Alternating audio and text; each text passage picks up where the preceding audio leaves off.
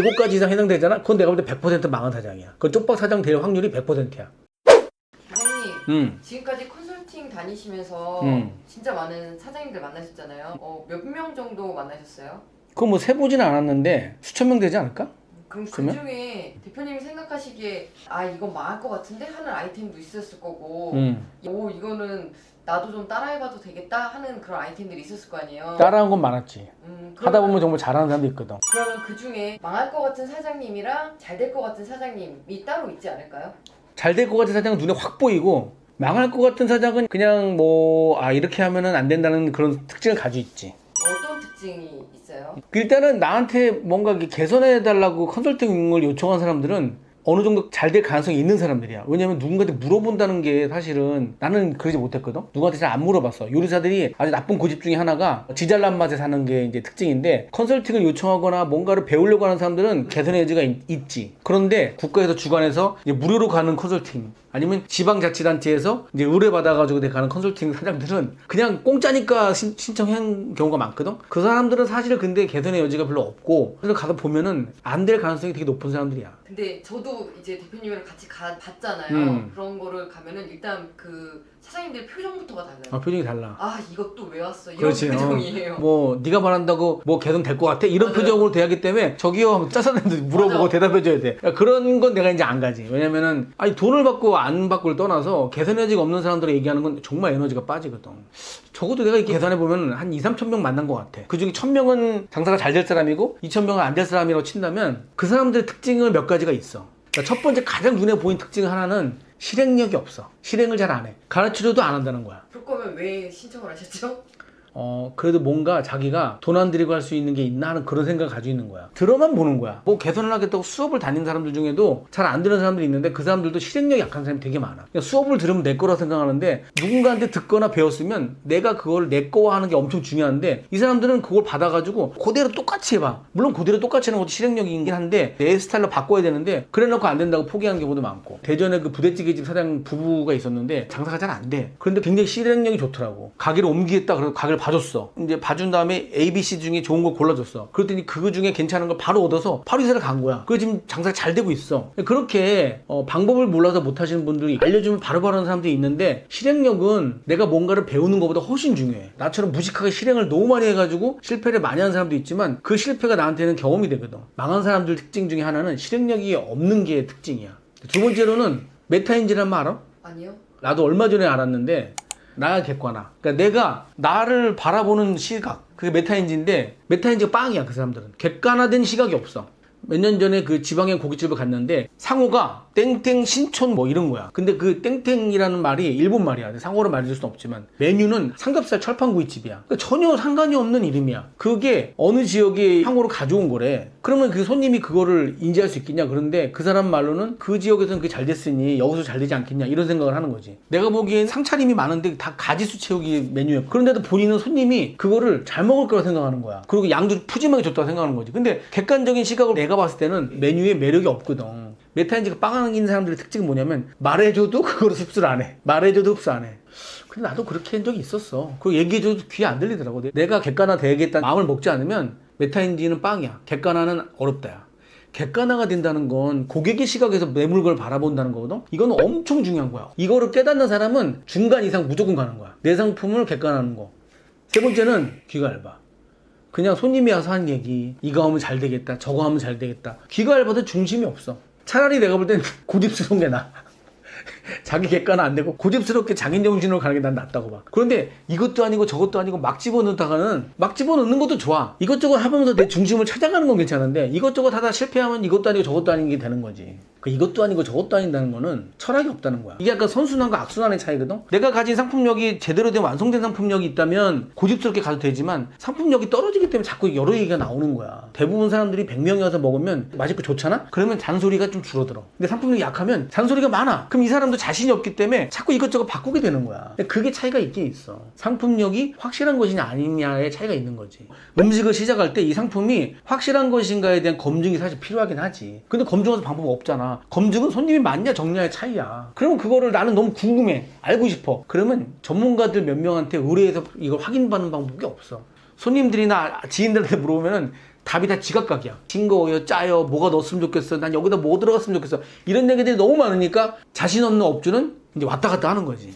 자, 그 다음엔 그런 쪽박지 사장들의 특징 중에 하나가 뭐냐면 투자하진 않아. 돈을 벌잖아. 돈을 버는 즉시 다 써. 물론 매출이 없어서 돈이 없을 때는 어쩔 수 없다고 쳐. 하지만 장사라는 게 어떤 줄 알아? 어느 달은 평소보다 돈을 많이 벌 때가 있어. 그러면 내가 개선될 수 있는데 투자해야 되는데 그렇지 않는다는 거야. 그냥 식당을 차려놓고 기반 시설 가지고 계속 하면 된다고 생각하는데 그렇지 않거든. 강의 가면 보여주는 사진들이 있어. 맨 처음에 망태 아저씨라고 쓰레기 줍는 아저씨 있잖아. 쓰레기도 줍고 깡통도 줍고 그래서 집에 가서 분리수거해가지고 그걸 파는 아저씨가 있었어. 옛날에 나 어렸을 때. 근데 그 아저씨가 좀 더 수익을 올리기 위한 시스템을 갖추기 위해서는 다음에 뭐가 필요할 것 같아? 리어콜? 맞아, 리어콜 사야 돼. 리어콜 사기 위해서 그 망태 아저씨는 오는 수익의 일부를 띄워놔야 돼. 그래서 1년 정도 띄워놓은 수익을 가지고 리어콜을 사야 되는 거야. 다음번엔 뭘 사야 돼? 오토바이. 그렇지. 오토바이를 사가지고 리어콜을 달아. 그 다음은 또 뭐가 되겠어? 다음이 트럭이겠지. 그래, 트럭이야. 그럼 트럭의 생산량과 망태 아저씨가 지고 다니면서 매출의 차이는 얼마나 되겠어?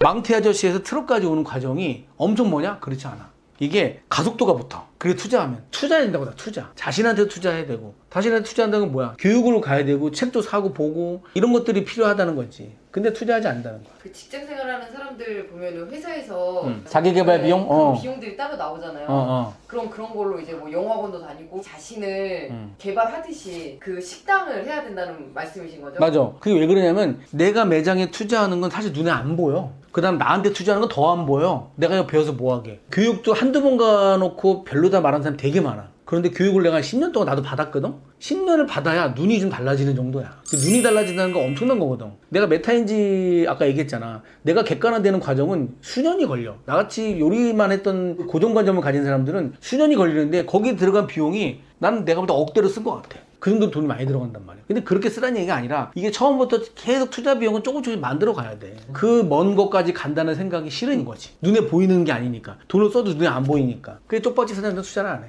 1 플러스 1은 뭐야?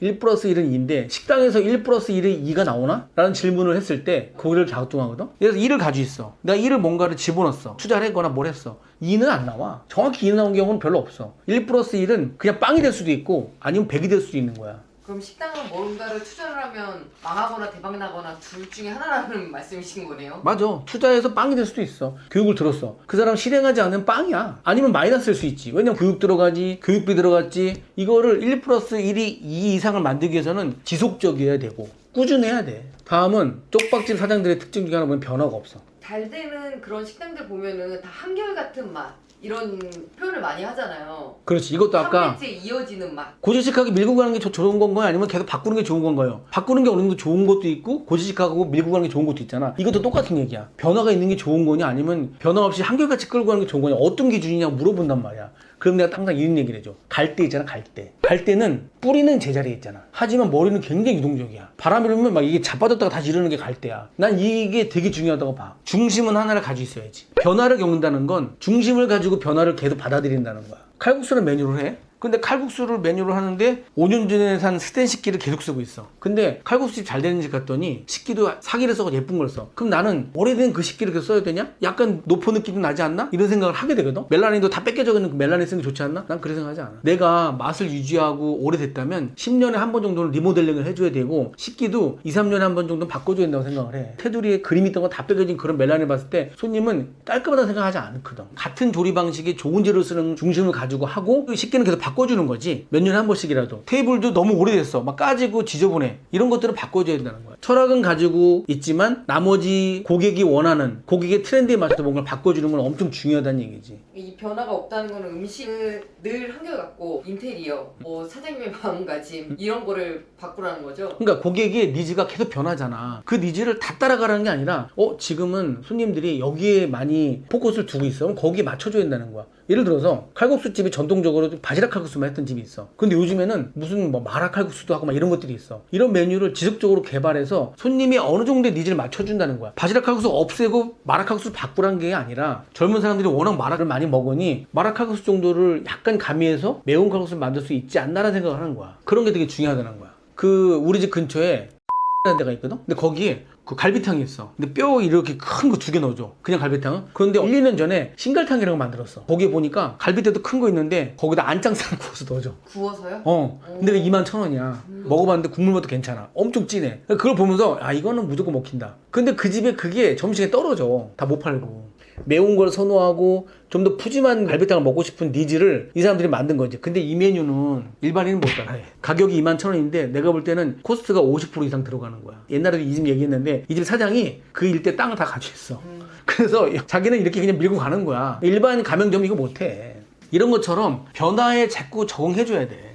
다음으로 이 쪽박집 사장들이 어떤 사고방식을 가지고 있냐면 시작할 때부터 아유 그냥 내 인건비만 나오면 되죠. 저 정년퇴직했는데 한 달에 310만 벌면 될 것 같아요 라고 생각하고 시작하면 안 돼. 식당은 그러면 100% 망하는 거야. 식당은 공격적이어야 돼. 내가 이거 해가지고 퇴직금까지 못 받는 내 인생인데 난 퇴직금까지 벌겠다는 욕심으로 덤벼야 이 식당이 잘 되지. 아우 저 인건비 정도만 나오면 될 것 같아요. 카페가 다 망하는 이유가 그것 때문에 그런 거야. 왜 그러냐면 내 인건비에 대한 생각이 점점 보수적으로 돼. 맨 처음에는 인건비 350 나오면 된다고 생각하는데 장사가 점점 매출이 줄어들면서 아유 뭐 250만 나오면 되지. 손님도 없는데 150만 나오면 되지. 한 달이 아니라 지속적으로 6개월 이상 매출이 꺾여 내려가잖아. 그 가게 망할 가능성이 80%야. 그런데 그걸 시작한 쪽박집 사장님은 아니 뭐 요즘 경기가 안 좋은가 보지. 뭐 카드값이 나가나 보지. 아 증시가 폭락했지. 이런 이유로 생각하면 안 돼. 무조건 공격적이어야 돼. 다음은 쪽박이 사장들은 너무 아껴. 나도 엄청 아끼거든? 나는 양배추를 뿌리 가까이 있는 거를 많이 자르는데 엄청 화를 내. 그 뿌리 가까이 있는 데는 약간 단맛이 더 강하거든? 그걸 버리는 걸 싫어해. 그런 건 아낄 수 있지만 직원들이 먹는 거에 대해서 아끼거나 직원들한테 뭔가를 줘야 되는 거에 아끼거나 손님 먹던 거 뭐 모으는 시골에 있는 할머니들도 있고 이런 건 안 된다는 거야. 예를 들어서 직원들이 마감할 때 에어컨을 뭐 안 끄고 왔어. 그건 심화서 써야 돼, 우리는. 그건 이제 사고의 원인, 튀김기를 안 끄거나 이런 거에 대한 원인이 되기 때문에 이런 거는 심화서감이지. 하지만 매장이 이렇게 덥잖아. 이럴 때는 아침부터 무조건 전 에어컨 다 켜야 돼. 왜냐면 시작부터 직원들이 덥게 일을 하면 너무 지쳐. 그래서 무조건 추울 정도로 켜놔라가 내 생각이야. 맨날 얘기하잖아. 우리 직원은 옆집보다 10% 많이 받아야 되고 하루 더 쉬어야 된다가 우리의 모토야. 하지만 불필요한 건 아껴야지. 이런 거를 쪽박이 사장들이 그런 기준이 없다는 거야. 아낄 때 아끼고 쓸 때 써야 되는데 내가 그렇게 쪽박 사장들 가게를 갔을 때 내가 간 김에 난 밥을 먹고 가 보통. 왜냐면 배고프고 가면 그게 맛있거든. 시식하라고 주면 밥을 먹고 가는데 그러면 대표님 오셨는데 식사하셨어요? 근데 먹었어요. 그러면 그래도 저희 메뉴 좀 한번 맛 좀 봐주세요. 이런 사장이 있고 그래요? 그리고 물 한 잔 가지고 얘기하는 사람이 있어. 근데 억지로 먹이는 사장은 개선의 의지가 강해. 내 거 좀 봐주세요. 잘못된 거 좀 말해주세요. 이런 건데 그걸 아껴. 이게 다르다는 거야. 이런 것까지 아끼는 사장들은 어렵다는 거야. 다음은 직원한테 휘둘려. 직원한테 휘둘린다는 거는 직원한테 약점이 있다는 얘기야. 월급을 적게 주거나 식사를 부실하게 주거나 휴무가 적거나 직원한테 휘둘리는 사장은 약점이 있기 때문에 휘둘리는 거지 사장이 직원한테 화를 내지는 않지만 할 말은 해야지. 잘못된 거 할 말은 해야지. 그러면 나한테 그런 말을 해. 그만두면 어떡해요? 그 사람은 어쨌든 그만둬. 그런 말을 해도 그 대신 말하는 방식과 형식이 정중하고 어떤 업무적이어야지. 직원들한테 휘둘리지 않으려면 사건에 객관화돼야 되고 사장이 직원한테 이야기할 때 공적이어야 돼. 그래야 휘둘리지 않는 거야. 근데 자꾸 사적으로 얘기하고 이거를 약점을 가지고 얘기하니까 직원한테 휘둘리는 거지. 직원보다 많이 알지 못하면 그러면 또 더 휘둘리는 것 같아요. 그건 100%야. 그럼 100%. 그 이모가 너무 일 잘하는 것 같거든. 그 이모 자꾸 내도 말을 못해. 결국 이모가 어떤 짓을 하는 줄 알아? 점점점 파워가 커지면서 나중엔 월급 안 올려줄 거야? 나 나간다고 나가버려. 그거보다 더 심각한 경우는 사장님이 일을 하고 있고 그 이모가 지시를 하고 있죠. 요즘엔 그런 경우는 별로 없어. 옛날엔 그런 경우 있었거든. 사장이 일을 하면 그래도 점점점 배우게 되니까 그 이모들이 어떤 특징을 가진 줄 알아? 사장이 일을 못하게 해. 일을 배울까봐. 내 목소리를 키워야 되니 자꾸 사장을 못하게 해. 그러면서 목소리를 키워. 그 이모가 나간 잘못은 누구 때문이야? 결국 사장 때문이야. 팔이 이만큼 골맞을 때 빨리 치료를 해야 되는데 그 골목을 내비두면 이만큼 커진다? 그럼 팔을 잘라내야 되는 거야. 그 지경이 안 되려면 그 골맞을 때 빨리 쎄쎄쎄 해줘야 돼. 약 발라가지고. 그런 경우가 대부분이야. 마지막으로 쪽박집 사장들의 가장 큰 특징은 뭐였냐면은 자기 관리가 안 돼. 옛날에 그 20년 전이면 옛날이지? 많이 옛날에. 아니 옛날이야? 그때 사장들 중에 술을 안 먹는 외식업자는 거의 없었어. 그냥 술을 못 마셔도 계속 늘어, 술이.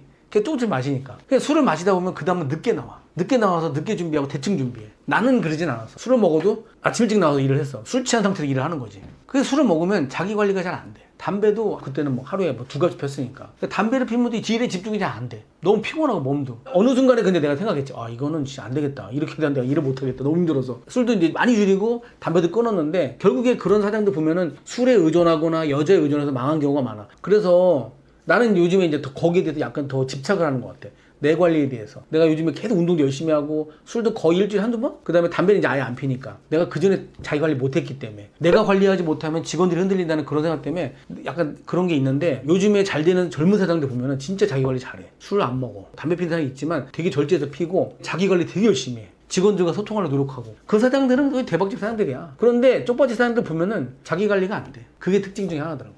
대박이라는 건 사실 운이 좋아야 대박을 내는 거거든. 그런데 이 사람들이 했던 쪽바지 사장님들이 했던 이 보름만 안 가지고 있어도 망하는 일은 없어요. 그건 100% 제가 장담할 수 있습니다. 그리고 여러분들도 나는 여기 몇 가지가 해당되는지 한번 보세요. 이거를 멀리하면 멀리할수록 여러분들은 성공할 가능성이 가까워진다는 거예요. 외식업이라는 건 사실 확률 싸움이에요. 내가 성공할 수 있는 확률로 가까이 가는 싸움이라고 저는 생각하거든요. 딱 한 가지로 되는 게 없으니까. 자, 오늘 내용이 도움이 되셨다면 구독과 좋아요 부탁드리고요. 또 쪽밥집 사장들 중에 다른 특징이 있다면 댓글에 좀 남겨주세요. 제가 다음번 대박집 사장님들 특징을 이야기할 때 또 말씀드릴게요. 지금까지 주방대장 민국이었습니다. 감사합니다. 쪽박 찬다. 쪽박집. 왜 쪽박인지 아세요? 쪽박이 그지가 달고 다니는 그 박이 쪽박이잖아. 그럼 대박은 반대로 큰 박. 흥부가 부자될 때 어떻게 됐어? 아, 큰 박을 깼잖아. 그래서 대박이란 거야. 대박이 터진 거잖아.